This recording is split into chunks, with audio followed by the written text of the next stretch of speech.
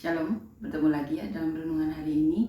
Puji Tuhan, hari baru, berkat baru, penyertaan Tuhan yang selalu ada dalam hidup kita. Itu adalah anugerah ya bagi kita semuanya. Dan kita ingat itu, bahwa saat kita diberi kesempatan bernafas, berarti kita dikaruniakan kasih karunia untuk menjalani hari ini, untuk menjadi kepanjangan tangan Tuhan, untuk bisa menabur berkat ya, bagi kemuliaan Allah dan puji-pujian bagi Allah. Amin ya. Agar seluruh dunia tahu bahwa Allah kita itu nyata. Allah dunia ini itu nyata, masih ada dan berbicara kepada kita. Amin ya.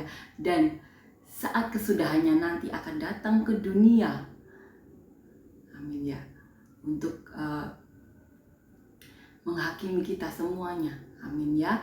Untuk itulah, selama di dunia ini mari kita saling menyelamatkan seperti yang dilakukan Tuhan Yesus 2000 tahun yang lalu. Janganlah kita saling menghakimi. Karena apa? Karena penghakiman adalah haknya Tuhan nanti setelah kesudahannya. Amin ya.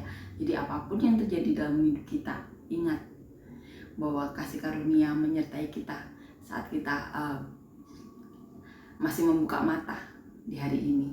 Mari kita gandakan talenta kita untuk bisa menjadi kepanjangan tangan Tuhan, memberkati siapapun yang perlu diberkati oleh Tuhan. Amin ya. Karena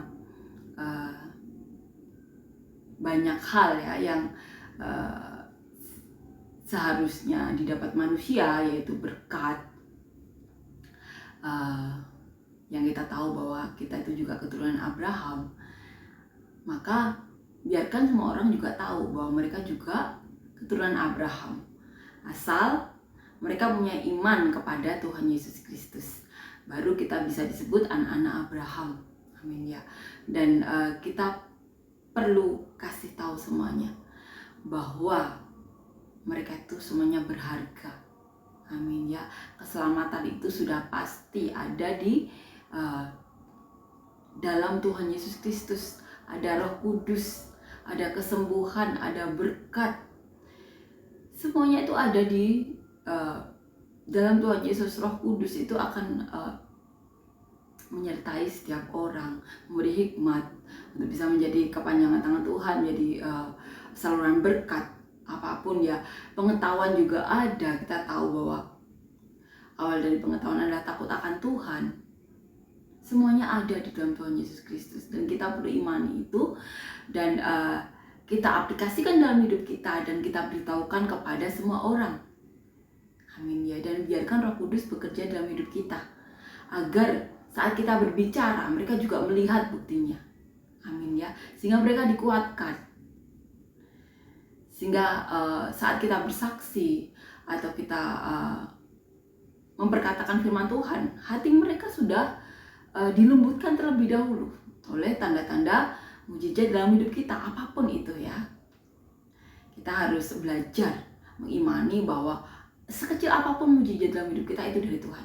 Kita belajar itu, sehingga kita selalu mengerti bahwa segala sesuatu dalam dunia ini tidak ada yang kebetulan. Amin ya. Jadi apapun, sekecil apapun mujizat dalam hidup kita, kita ingat itu semuanya bukan karena kehebatan kita, bukan karena kemampuan kita, tetapi karena anugerah Tuhan. Karena Roh Kudus yang menyertai kita, kita harus ingat itu. Amin ya. Bahwa tanpa Tuhan kita tidak bisa apa-apa, dan kita perlu ingat itu. Jadi saat kita mendapatkan apapun dalam hidup kita, kita tahu itu semuanya karena penyertaan Tuhan. Dan biarlah kita beritakan ini kepada semua orang, bahwa mereka juga berhak mendapatkan Roh Kudus. Bahwa semua orang itu berharga. Tuhan itu rindu untuk mengurapi semua orang, mengurapi Roh Kudus yang bagian dari diri Allah sendiri, memberkati dengan berlimpah-limpah kasih karunia, damai sejahtera yang terpenting ya.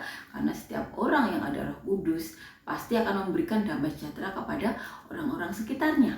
Amin ya. Jadi apabila kita belum bisa memberikan itu, coba cek diri kita. Apakah kita berada di lingkungan yang salah, atau saat itu kita ada masalah yang memerlukan jalan keluar. Apabila tidak bisa kita selesaikan, kita minta bantuan kepada orang-orang yang takut Tuhan, agar bisa diberikan jalan yang sesuai dengan kehendak Tuhan. Amin ya. Jadi apapun yang terjadi dalam hidup kita, janganlah kita saling menghakimi. Amin ya, tapi kita saling menyelamatkan. Janganlah saling mencari kekurangan untuk menjatuhkan, karena itu tidak berguna. Amin ya, itu tidak ada manfaatnya di mata Tuhan, karena Tuhan aja mengerti sampai kedalaman hati. Bahkan hal-hal yang di dalam kegelapan pun, seperti rencana-rencana jahat yang ada di setiap pikiran manusia, di hati manusia, itu Tuhan tahu. Amin ya. Jadi selama kita ada di dunia ini, mari kita saling menyelamatkan, bukan saling menghakimi, karena itu tugas kita. Karena menghakimi, penghakiman itu haknya Tuhan saja. Manusia itu mencontoh Tuhan Yesus, saling menyelamatkan. Amin ya.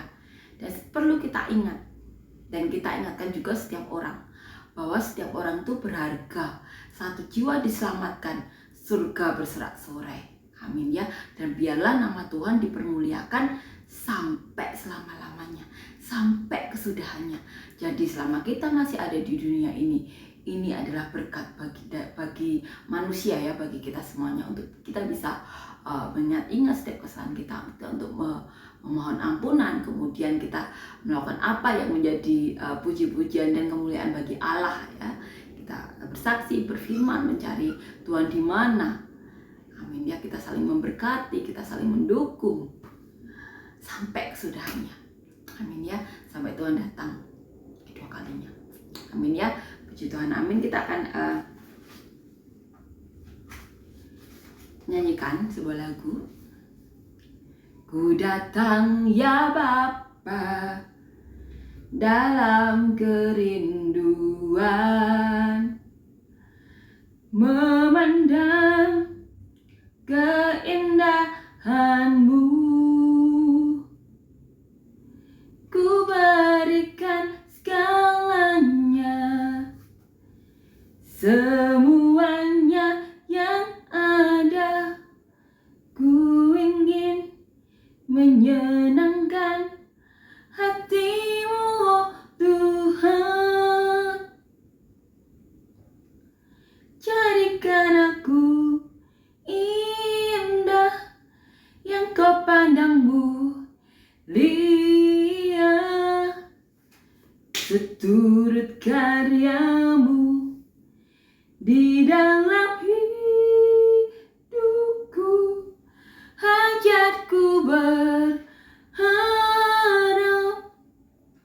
hanya kepada-Mu, taat dan setia kepada-Mu, Tuhan. Amin ya. Puji Tuhan, amin. Kita akan lanjutkan membaca dan merenungkan ayat firman Tuhan di kitab Filipi ya. Surat Paulus kepada jemaat di Filipi, pasal yang ke-12, pasal yang kedua, ayat 19 sampai 30, dilanjutkan pasal yang ketiga, ayat 1a. Judul perikopnya Timotius dan Epafroditus. Amin ya. Tetapi dalam Tuhan Yesus, kuharap segera mengirimkan Timotius kepadamu, supaya tenang juga hatiku oleh kabar tentang hal ihwalmu. Karena tak ada seorang padaku yang sehati dan sepikir dengan aku, dan yang begitu bersungguh-sungguh memperhatikan kepentinganmu. Sebab semuanya mencari kepentingannya sendiri, bukan kepentingan Kristus Yesus. Kamu tahu bahwa kesetiaannya telah teruji dan bahwa ia telah menolong aku dalam pelayanan Injil, sama seperti seorang anak menolong bapaknya. Dialah yang kuharap untuk kukirimkan dengan segera, sesudah jelas bagiku bagaimana jalannya perkaraku. Tetapi dalam Tuhan aku percaya bahwa aku sendiri pun akan segera datang.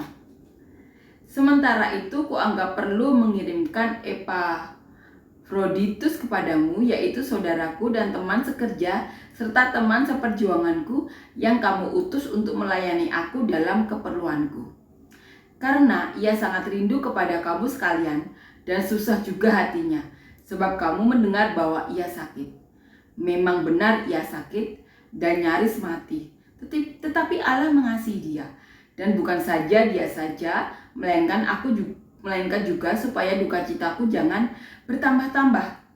Itulah sebabnya aku lebih cepat mengirimkan dia, supaya bila kamu melihat dia, kamu dapat bersukacita pula dan berkurang duka citaku. Jadi sambutlah dia dalam Tuhan dengan segala sukacita dan hormatilah orang-orang seperti dia. Sebab oleh karena pekerjaan Kristus ia nyaris mati dan ia mempertaruhkan jiwanya untuk memenuhi apa yang masih kurang dalam pelayananmu kepadaku. Akhirnya, saudara-saudaraku, bersukacitalah dalam Tuhan. Amin ya. Timotius dan Epafroditus. Jadi di sini Paulus menceritakan mengenai Timotius dan Epafroditus. Di sini Paulus memuji mereka. Dikatakan bahwa mereka telah teruji.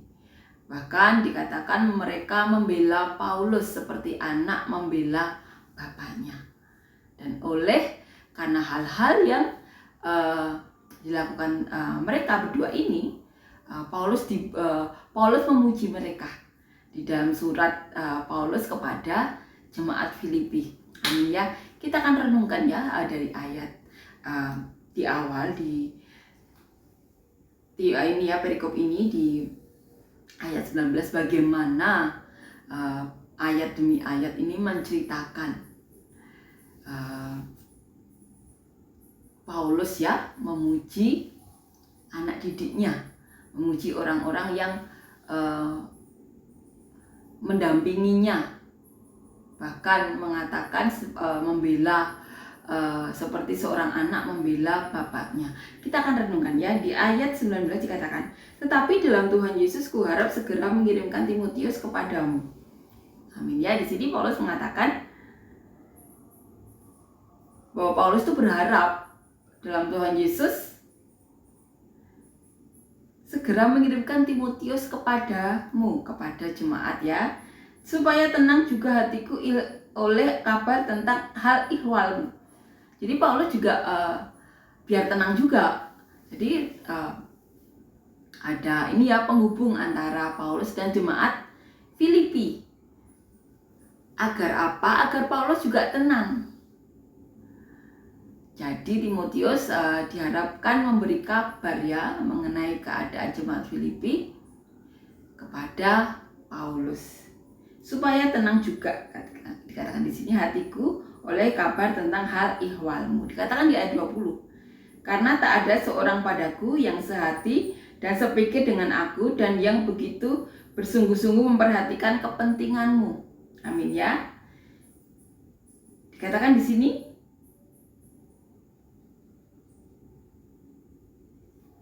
karena tak ada seorang padaku. Jadi saat itu tidak ada seorang dari Paulus yang sehati dan sepikir. Amin ya. Yang dimana Paulus tuh mengharapkan ada orang yang sehati dan sepikir dengan Paulus dan yang begitu sungguh-sungguh memperhatikan kepentinganmu. Amin ya. Jadi Paulus mencari orang yang sehati, sepikir dan juga memperhatikan kepentingan jemaat Filipi. Dikatakan di ayat 21, sebab semuanya mencari kepentingan sendiri. Dikatakan semua orang mencari kepentingannya sendiri. Ini yang dikatakan Paulus. Bukan kepentingan Kristus Yesus. Jadi Paulus itu mencari orang yang sehati, sepikir, memperhatikan jemaat Filipi. Di mana saat itu Paulus mengatakan semuanya mencari kepentingan sendiri. Bukan kepentingan Kristus Yesus yang mereka layani. Yang Paulus sampai mengorbankan dirinya, dipenjara berkali-kali, dirajam hampir mati. Semuanya demi kepentingan Kristus, tetapi lainnya tidak. Yang mengiring Paulus belum seperti Paulus. Semuanya masih mencari kepentingan sendiri. Kamu tahu bahwa kesetiaannya telah teruji dan bahwa ia telah menolong aku dalam pelayanan Injil sama seperti seorang anak menolong bapaknya. Tetapi Timotius berbeda.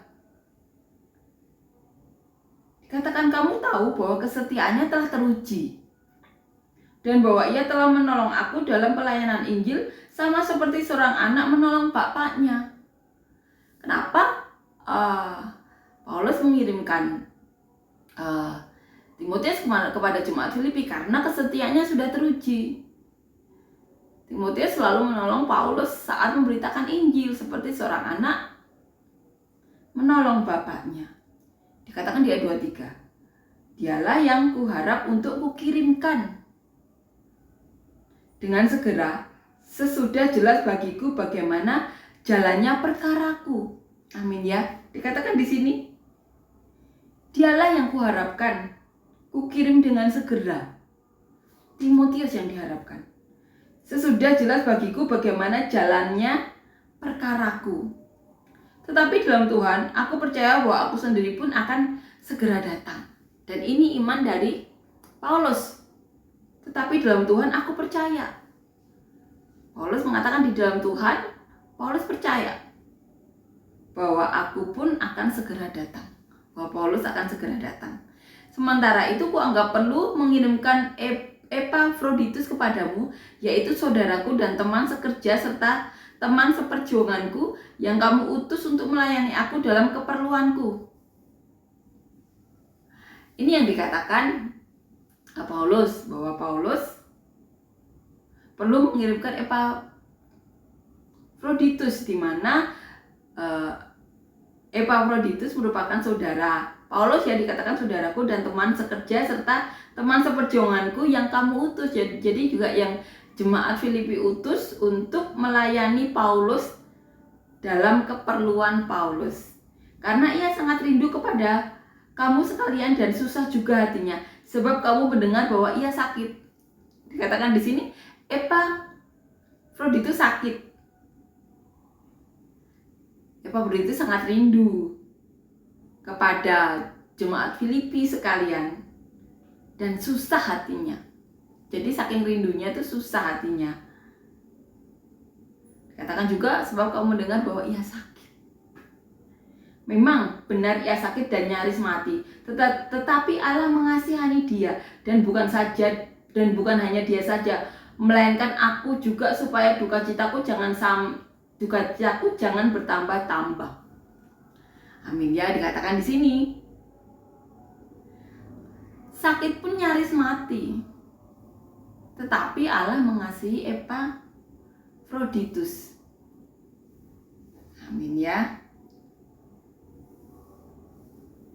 Dikatakan, Paulus juga mengatakan, tapi bukan dia saja, melainkan aku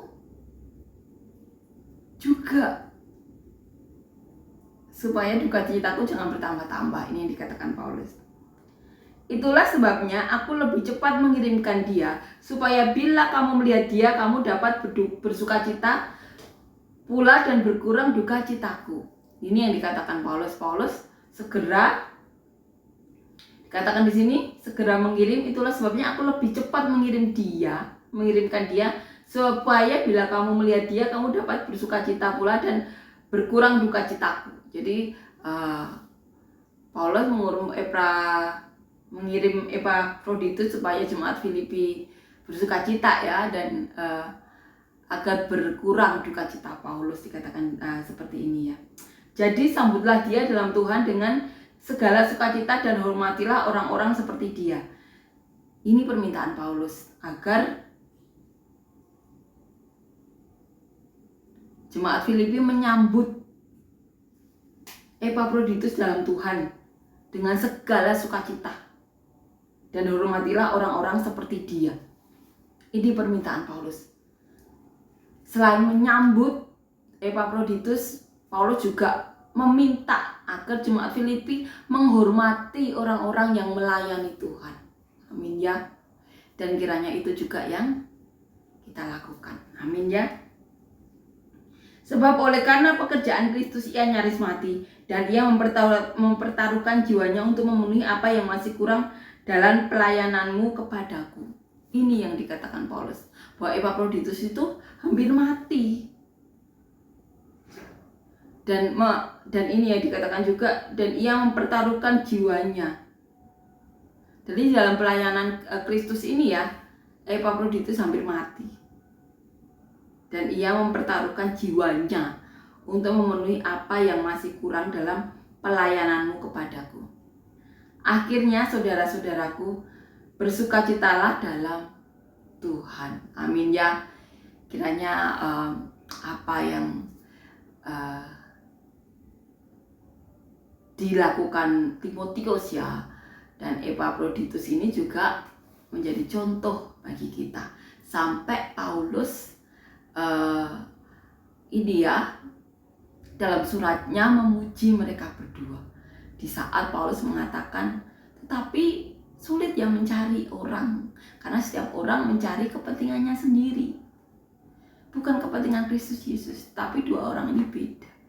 Dan mereka sudah teruji. Dan biarlah kita menjadi orang-orang yang teruji juga dalam Tuhan ya. Untuk kita bisa melakukan apa yang menjadi kehendak Tuhan. Bukan kehendak atau keinginan manusia ya. Tetapi kehendaknya Tuhan saja. Karena kehendak Tuhan pasti baik bagi kita. Kita imani itu. Amin ya. Puji Tuhan, amin. Terima kasih Yesus untuk semua kebaikan-Mu.